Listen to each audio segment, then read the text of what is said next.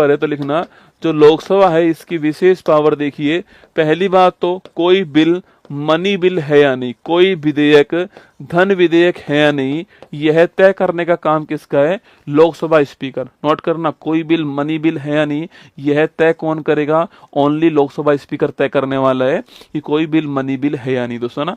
इसके अलावा अगर किसी बिल पे जॉइंट सिटिंग हो गई है, अगर किसी बिल पे दोस्तों संयुक्त बैठक हुई है, तो ध्यान रखना इस जॉइंट सिटिंग को बुलाता कौन, आपके बुलाता तो राष्ट्रपति है ना, इसको आहूत कौन करेगा, समनिंग कौन करेगा, इसकी राष्ट्रपति करेगा, लेकिन इसका हेड कौन होता है, स्पीकर होता है। ठीक है, तो इसका जो हेड होता है वो कौन होगा, आपके स्पीकर होने वाला है, मतलब कि ये लोकसभा की विशेष पावर के दोस्तों अंदर आ गया। ठीक है, अगला क्वेश्चन आपसे पूछूं आपसे दोस्तों, अगला क्वेश्चन आपके कि जो लोकसभा है इसकी स्पेशल पावर की बात करूं मैं आपसे, तो जॉइंट सिटिंग के बारे में दोस्तों आपके, इसके अलावा मनी बिल।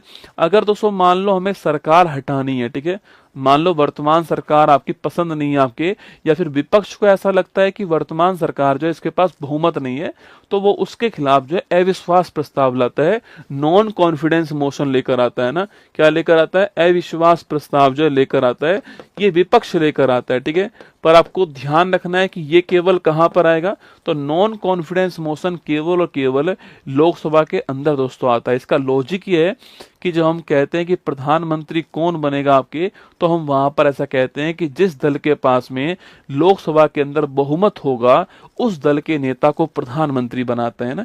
तो राष्ट्रपति किसको पीएम बनाएंगे, जिस दल के पास में लोकसभा के अंदर बहुमत होगा। वहां कहीं पर ये नहीं बोलते हम लोग कि राज्यसभा में बहुमत होगा, नहीं, जिस दल के पास में लोकसभा में बहुमत होगा उस दल के नेता को प्रधानमंत्री राष्ट्रपति अपॉइंट करता है। ठीक है, तो भाई जब हटाने की बात आएगी तो भी दल को, तो भी आपके हाउस कौन सा होने वाला है, लोकसभा होने वाला है। विपक्ष अपना प्रस्ताव लेकर आएगा, बस शर्त एक है कि 50 एमपी के उसके पास साइन होने चाहिए। ठीक है, फालतू टाइम खराब नहीं करे इसके लिए, 50 एमपी के उसके पास साइन होने चाहिए, तब वह अविश्वास प्रस्ताव जो है ला सकता है, आपको ध्यान रखना है। ठीक है, और सो धन विधेयक जो है आपके हमेशा सबसे पहले कहां पर आएगा, लोकसभा के अंदर आने वाला है। ठीक है, तो मनी बिल जो है आपके सबसे पहले कहां पर आएगा, मनी बिल जो है आपके ऑलवेज कहां पर आएगा, सबसे पहला जो आपके यह लोकसभा के अंदर आने वाला है। ठीक है दोस्तों, वह कौन सा बिल है जिस बिल पर लोकसभा और राज्यसभा दोनों की पावर बराबर होंगी, वह बिल आपके संविधान संशोधन विधेयक। कौन सा है, कॉन्स्टिट्यूशन अमेंडमेंट। कॉन्स्टिट्यूशन